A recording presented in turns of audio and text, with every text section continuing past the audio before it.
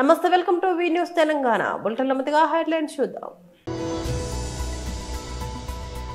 BJP OBC Morcha రాష్ట్ర అధ్యక్షులు Shri G Anand Goud మీడియాతో మాట్లాడుతున్నారు.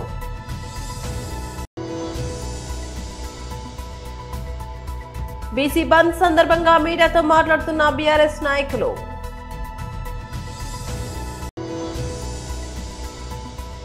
రాష్ట్ర ఎస్సీ సెల్ అధ్యక్షులు అంటూ మాజీ ఎమ్మెల్యే శ్రీ టీజీఆర్ సుధాకర్ బాబు ప్రెస్ మీట్.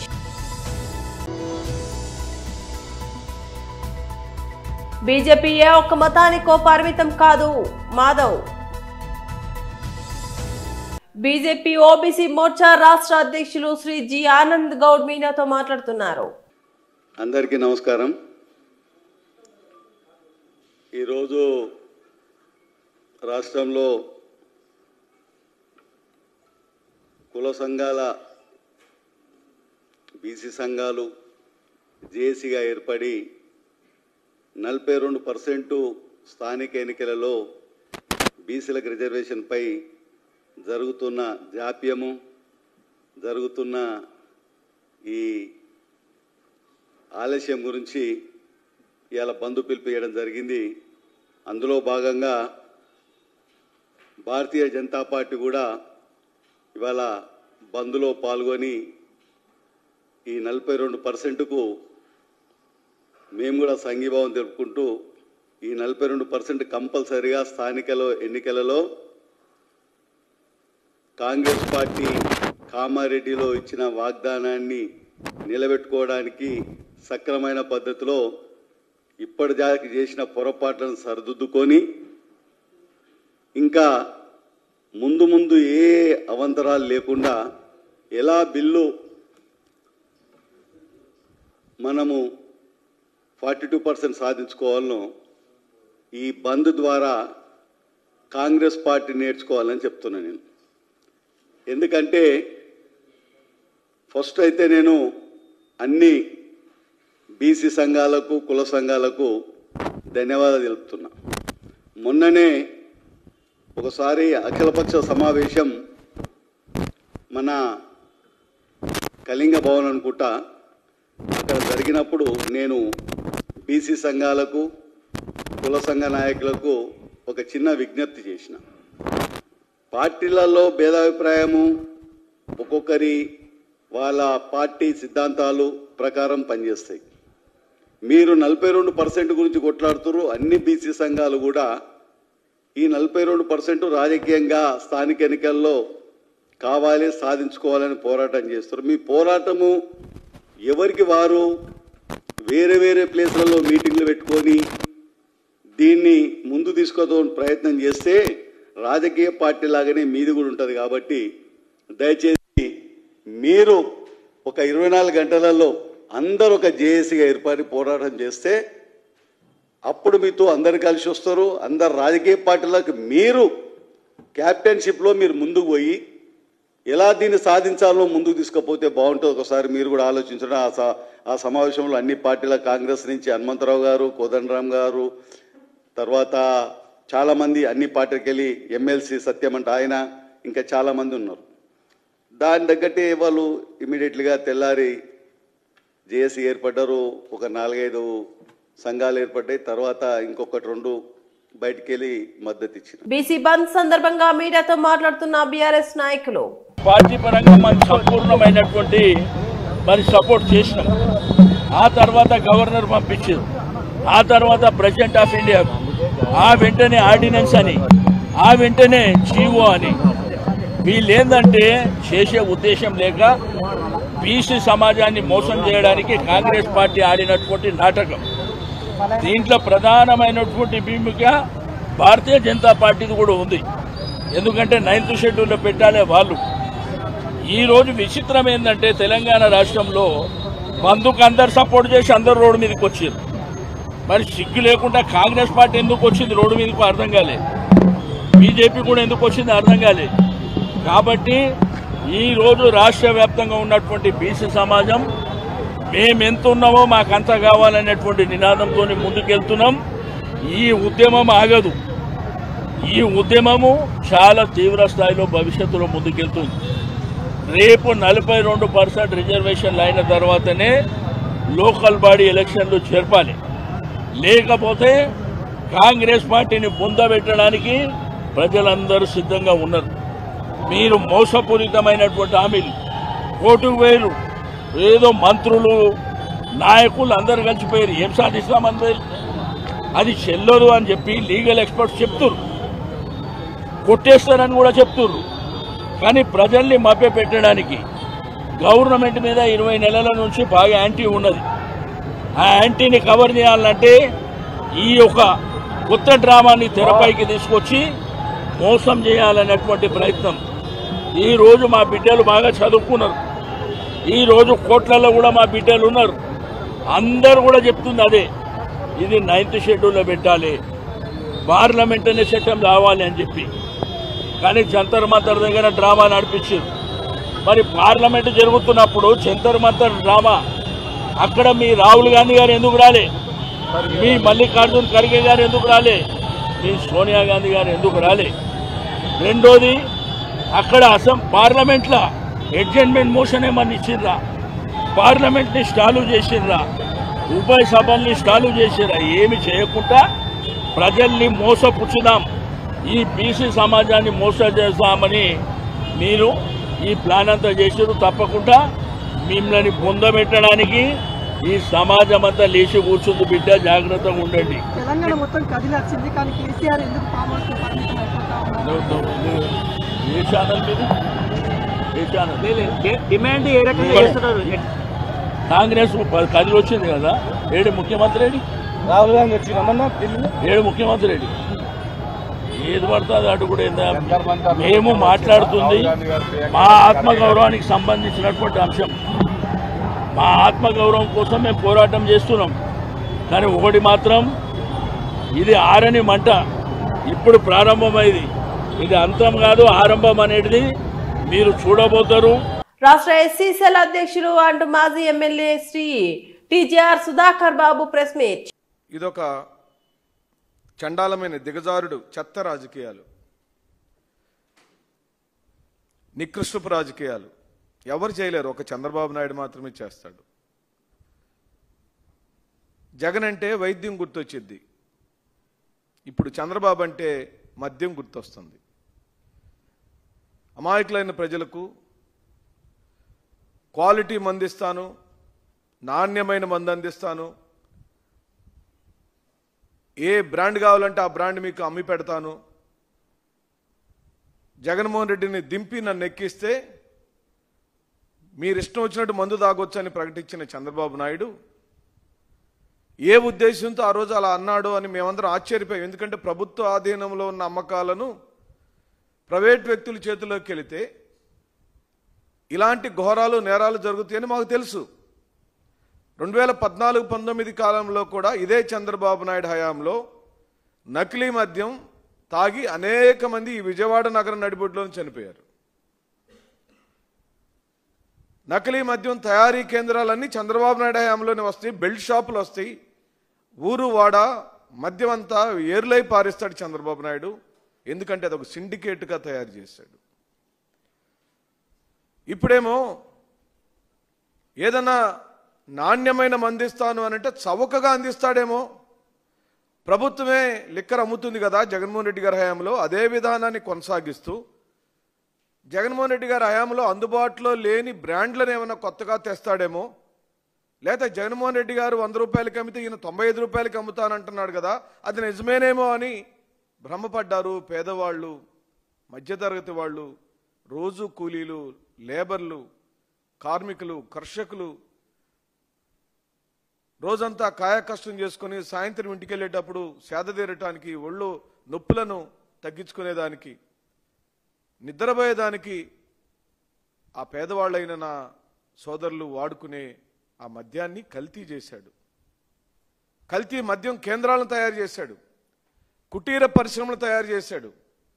ఆ కుటీర పరిశ్రమల యొక్క బట్ట బయలైంది కాబట్టి, ఆ వార్త దావనంలాగా ప్రపంచం అంతా తెలిసిపోయింది కాబట్టి ఏ దారులు లేక ఈ రోజున సమసిపోయి సిబిఐ చేతిలో ఉన్న వివేకానంద రెడ్డి గారి హత్య కేసుకు సంబంధించిన వ్యవహారాన్ని ప్రజల మనసుల్లో ఒక విషాన్ని నింపటం కోసం ప్రయత్నం చేస్తున్నాడు. ఇవన్నీ డొంకతిరుడు రాజకీయాలు ఎందుకయ్యా చంద్రబాబు నాయుడు గారు? నువ్వు ముఖ్యమంత్రివి, నీ అనుకూలమైన ప్రధానమంత్రి గారు ఉన్నారు, నీ జేబులో మీ పెంపుడు కొడుకైన పవన్ కళ్యాణ్ ఉప ముఖ్యమంత్రిగా ఉన్నాడు. ఇదిగో నేను వైఎస్ఆర్ కాంగ్రెస్ పార్టీ సెంట్రల్ ఆఫీసులోంచి ఛాలెంజ్ చేస్తున్నాం. బీజేపీని కేవలం ఒక మతానికి చెందిన పార్టీగా చూడడం సరికాదని ఆ పార్టీ ఏపీ రాష్ట్ర అధ్యక్షులు మాధవ్ స్పష్టం చేశారు. తిరుపతిలోని ఆయన మీడియా సమావేశంలో మాట్లాడుతూ బీజేపీపై కొందరు చేస్తున్న ప్రచారాన్ని ఖండించారు. సర్వధర్మ సమభావన, హైందవ ధర్మం నిత్య నూతనం అనేవే మా నినాదాలు అని ఆయన తేల్చి చెప్పారు. సమాజంలో కొన్ని వర్గాలు వివక్షకు గురవుతున్నాయని, అలాంటి వారి ఆత్మగౌరవాన్ని పెంచడమే తమ లక్ష్యమని మాధవ్ తెలిపారు. ముఖ్యంగా క్షురక వృత్తిలో ఉన్న నాయ బ్రాహ్మణులను చిన్నచూపు చూస్తున్నారని, వారు బలహీనులు కాదని బలవంతులని సమాజానికి తెలియజేయాల్సిన అవసరం ఉందని ఆయన అభిప్రాయపడ్డారు. నాయ బ్రాహ్మణులకు నాదస్వరం వాయించడంతో పాటు ధన్వంతరి ఆయుర్వేదంలో కూడా ప్రావీణ్యం ఉందని ఆయన గుర్తు చేశారు. ఈ నేపథ్యంలోనే నాయ బ్రాహ్మణుల అభ్యున్నతి కోసం బీజేపీ ఆధ్వర్యంలో రాష్ట్ర వ్యాప్తంగా సంజీవని స్వరం అనే ప్రత్యేక కార్యక్రమాలను నిర్వహిస్తున్నట్లు మాధవ్ ప్రకటించారు. లోక కళ్యాణం కోసం అన్ని వర్గాల ప్రజల కోసం దేశవ్యాప్తంగా యాగాలు కూడా నిర్వహిస్తామని ఆయన వెల్లడించారు. సమాజంలోని ప్రతి ఒక్కరూ గౌరవాన్ని కాపాడమే తమ పార్టీ ఉద్దేశమని ఆయన పేర్కొన్నారు. బీసీలకు 42% రిజర్వేషన్లు, వీటిని అమలు చేయాలని బీసీ సంఘాలు ఇచ్చిన పిలుపుకు అఖిల పక్షాల మద్దతు లభించింది. శనివారం కొల్చారు మండల కేంద్రంలో బీఆర్ఎస్ పార్టీ నాయకుల ఆధ్వర్యంలో దుకాణాలు, ప్రభుత్వ కార్యాలయాలు మోయించడంతో బీసీ బంద్ విజయవంతమైంది.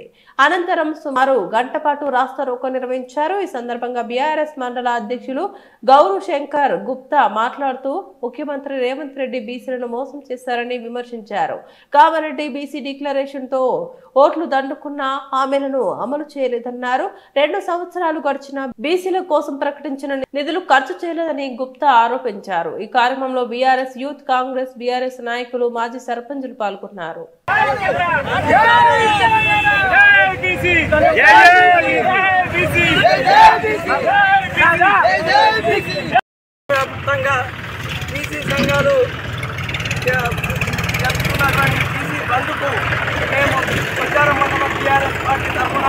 సంపూర్ణంగా మద్దతు చేస్తున్నాము. మరి రేవంత్ రెడ్డి గారిని ఒక్కటే మేము అడగదలుచుకున్నాం. బీఆర్ఎస్ పార్టీ తరఫున కామారెడ్డి డిక్లరేషన్ అని చెప్పి మరి బీసీ బిడ్డల ఓట్లు మొత్తం తగ్గుకొని ఇవాళ అధికారంలో ఎక్కి మరి ఇవాళ బీసీ బిడ్డలను మోసం చేయడం అనేది మంచి పద్ధతి కాదు. మరి మీ చేతిలో ఉన్నటువంటి మీరు అమలు చేయాల్సినటువంటి పథకాలు ఎందుకు అమలు పరచలేమని చెప్పి మేము గుంజారం మండలం తరఫున మిమ్మల్ని ప్రశ్నిస్తున్నా. మీరు బీసీలకు నా 5 సంవత్సరాల పీరియడ్లో 1,00,000 కోట్ల రూపాయలు ఇస్తా అని చెప్పి నువ్వు ఎలక్షన్లలో చెప్పినావు. మరి నువ్వు గద్దెనెక్కి 2 సంవత్సరాలు అవుతుంది. సంవత్సరానికి 20,000 కోట్ల రూపాయల చొప్పున నువ్వు ఇప్పటికి కూడా బీసీ సంక్షేమానికి 40 కోట్ల రూపాయల విడుదల చేసేది ఉంది. కానీ నువ్వు శాంక్షన్స్ ఇచ్చింది 12,000 కోట్లు. నువ్వు పైసలు నిధులు ఖర్చు చేసింది 8,000 కోట్ల రూపాయలే. మరి నువ్వు 1,00,000 కోట్లు ఎక్కడ? 8,000. వరంగల్ జిల్లా పేద ప్రజల అభివృద్ధి కోసం జీవితాంతం కృషి చేసిన మహానాయకుడు, మాజీ ఎమ్మెల్యే మద్దికాయల ఓంకార్ 17వ వర్ధంతి కార్యక్రమం ఘనంగా జరిగింది. వరంగల్ అండర్ బ్రిడ్జ్ ప్రాంతంలోని ఓంకార్ భవన్ లో జరిగిన ఈ కార్యక్రమంలో ఎంసీపీఐయు పార్టీ జిల్లా నాయకులు నర్రా ప్రతాప్, నగర కార్యదర్శి మాలోతు సాగర్ నాయకులు జగదీష్, ప్రతూష, మల్లికార్జున్, నగేష్, ఓదెల తదితరులు పాల్గొన్నారు. ఈ సందర్భంగా మాట్లాడిన ఎంసీపీఐయు నాయకులు మాలోతు సాగర్, నర్రా ప్రతాప్, ఓంకార్ గారు పేదల పెన్నిధి, ఆకలితో అలమటిస్తున్న ప్రజల కోసం జీవితాంతం పోరాడిన మహానాయకుడు అని తెలిపారు. వారి స్ఫూర్తితో పేద ప్రజల హక్కుల కోసం పోరాటం కొనసాగిస్తామని వారు హామీ ఇచ్చారు.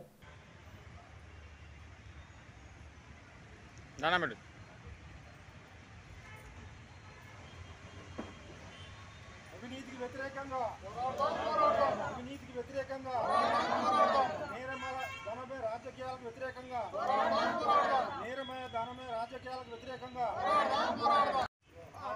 జోహార్ జోహార్ ఓంకార్ గారికి జోహార్. రాష్ట్రాలు సాధిద్దాం ఓంకార్ గారి ఆశయాలను ఓంకార్ గారి ఆశయాలను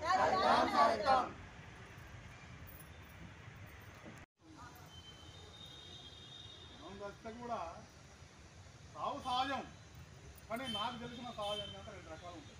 రకంగా ఉండి ప్రెస్ మీట్ పెట్టుకొని స్వతహాగా చంద్రబాబు నాయుడు అంటే అంతా ఒకే ఒక ఎమ్మెల్యేగా ఉండే ఆయన మధ్యకాయల ఓంకార్, ఆయన గెలిచింది నర్సంపేట నుండి అయినా కానీ మొత్తానికి మొత్తం విలువలు గల రాజకీయ ఎమ్మెల్యేగా మెదిలిండు. ఏదైతే పేద ప్రజల కోసం నిరంతరం పోరాటం చేసి పేద ప్రజల హక్కుల కోసం శ్రమించి ఈనాడు కమ్యూనిస్ట్ పార్టీకి దిక్కుచిగా తయారైన కామ్రేడ్ ఓంకార్ గారు చనిపోయేంత మట్టుకు కూడా పేద ప్రజలను దృష్టిలో పెట్టుకొని నిరంతరం కమ్యూనిస్టుల ఐక్యత కోసం, బహుజనుల ఐక్యత కోసం నిరంతరం పోరాటం చేసి శ్రమించి తన మరణం చెందడం జరిగింది. పార్టీ ఆయన జ్ఞాపకాలను కూడా మనం స్మరించుకుంటూ ఈరోజు తన వర్ధంతిని జరుపుకోవడం జరిగింది. ఈనాడు పెట్టుబడిదారి వర్గానికి వ్యతిరేకంగా అనేక నేరమయ రాజకీయాలకు వ్యతిరేకంగా అసెంబ్లీలో కూడా తన గళాన్ని వినిపించడం జరిగింది. దాన్ని మరొక్కసారి మనం స్మరించుకుంటూ తాను ఏదైతే కలలుగన్నాడో తన ఆశయం నిరంతరం కొనసాగించాలని ఈరోజు మనం ప్రతిజ్ఞ పోరాటం. సిపిఐ పార్టీ వరంగల్ నగర కమిటీ ఆధ్వర్యంలో 17వ ఓంకార్ గారి వర్ధంతి సభ నిర్వహించడం జరిగింది. ఈ సందర్భంగా అవినీతి రాజకీయాలు భారతదేశంలో పెద్ద ఎత్తున ముందుకొస్తున్న పరిస్థితి ఉంది. కొద్దిగా సంపద అంతా కూడా కేవలం 1% ఉన్న ప్రజల చేతుల్లో సుమారు 60% సంపద పోగుపడతా ఉంది. 99% ఉన్న ప్రజల చేతిలో 40% మాత్రమే సంపద ఉంటా ఉంది. దాంతో ఈరోజు ఆర్థిక అసమానతలు భారతదేశంలో పెద్ద ఎత్తున పెరుగుతున్న తరుణం ఈ దేశం చూస్తూ ఉంది. ద్రవ్యోల్బణం పెద్ద ఎత్తున పెరుగుతూ ఉంది, అవినీతి పెరుగుతూ ఉంది, ధరలు పెరుగుతూ ఉన్నాయి, నిరుద్యోగం పెరుగుతూ ఉంది. దీంతో భారతదేశంలో ఉన్న ప్రజలు కూడా కొనుగోలు శక్తి తగ్గి నిత్యావసర ధరలు పెరిగి ఈరోజు ఆకలి సాగులు ఎదురు చూసే పరిస్థితి భారతదేశంలో కనబడతా ఉంది. కాబట్టి పెద్ద సంక్షేమం ప్రపంచవ్యాప్తంగా ముందుకు తోసుకొస్తున్న తరుణంలో భారతదేశంలో ప్రజలు ఎదుర్కొంటున్న సమస్యల మీద పాలక వర్గాలు ప్రజల్ని గాలికి వదిలేసిన సందర్భం ఇక్కడ స్పష్టంగా కనబడతా ఉంది. అందుకే ఈ దేశంలో ఎంసీపీఐ పార్టీగా ప్రజల పక్షాన వ్యాపార రాజకీయాల వ్యతిరేకంగా, ధన రాజకీయాల వ్యతిరేకంగా, అవినీతి రాజకీయాల వ్యతిరేకంగా భవిష్యత్తులో ఈరోజు ఓంకార్ గారి ఆశయ సాధన కోసం ముందుకు సాగి ఉద్యమాలు, పోరాటాలు ముందుకు తీసుకెళ్లాలని చెప్పేసి ఈ వర్ధంతి సందర్భంగా మేము పిలిపిస్తాము. నా పేరు ఉమ్మడి వరంగల్ జిల్లా బీసీలకు 42% రిజర్వేషన్ అమల్లో కాంగ్రెస్ ప్రభుత్వం చిత్తశుద్ధితో పనిచేస్తుందని ఎమ్మెల్యే నాయని రాజేందర్ రెడ్డి తెలిపారు. బీసీ జేఏసీ ఆధ్వర్యంలో జరిగిన బంద్ ఫర్ జస్టిస్ ర్యాలీలో నాయని, వరంగల్ మేయర్ గుండు సుధారాణి పాల్గొన్నారు. ఈ సందర్భంగా ఎమ్మెల్యే నాయని మాట్లాడుతూ బీసీల అభ్యున్నతే మా ధ్యేయం, బీజేపీ మాత్రం బీసీలను రాజకీయ ప్రయోజనాలకే వాడుకుంటుంది. కాంగ్రెస్ మాటిచ్చింది, మాట నిలబెట్టుకుంటుంది అని స్పష్టం చేశారు. ర్యాలీలో కాంగ్రెస్ నేతలు, బీసీ సంఘాల ప్రతినిధులు పాల్గొన్నారు.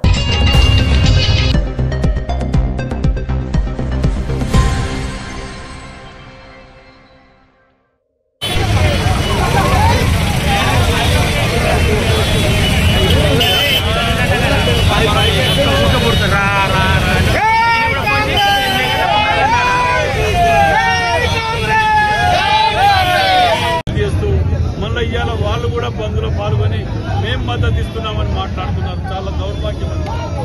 ఎందుకంటే గతంలో ఏం జరిగిందనేది చూసినాం. ఇవాళ మేము ఎక్కడి వరకు తీసుకుపోయి గవర్నర్ గారి చేతిలో పెట్టినాం.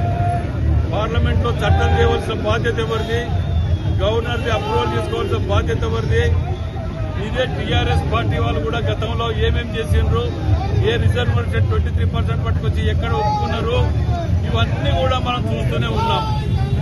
మరి వీటన్నింటినీ కూడా ప్రజలు గమనిస్తున్నారని భావిస్తున్నాం. ఎందుకంటే రేపు రాబోయే రోజులలో కాంగ్రెస్ పార్టీ ఎంతటికైనా దీని గురించి పోరాటం చేయడానికి ముందు వరుసలో ఉంటుందనడానికి ఎటువంటి అనుమానం లేదు.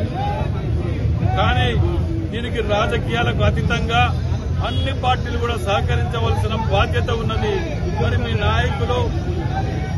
నాయకత్వం ఒప్పుకోకపోయినా వాళ్ళ చెవులు మెడలు ఇచ్చైనా కార్యకర్తలు ముందుండి దీన్ని ఒప్పించే ప్రయత్నం చేయాలని చెప్పి మనవి చేస్తున్నాం. బులెటిన్ ముగించే ముందు మరోసారి హెడ్లైన్ చూద్దాం. బీజేపీ ఓబీసీ మోర్చా రాష్ట్ర అధ్యక్షులు శ్రీ జి ఆనంద్ గౌడ్ మీడియాతో మాట్లాడుతున్నారు.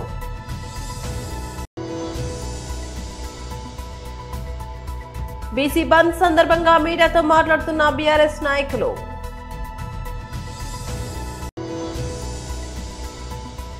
రాష్ట్ర ఎస్సీ సెల్ అధ్యక్షులు అంటూ మాజీ ఎమ్మెల్యే శ్రీ టీజీఆర్ సుధాకర్ బాబు ప్రెస్ మీట్.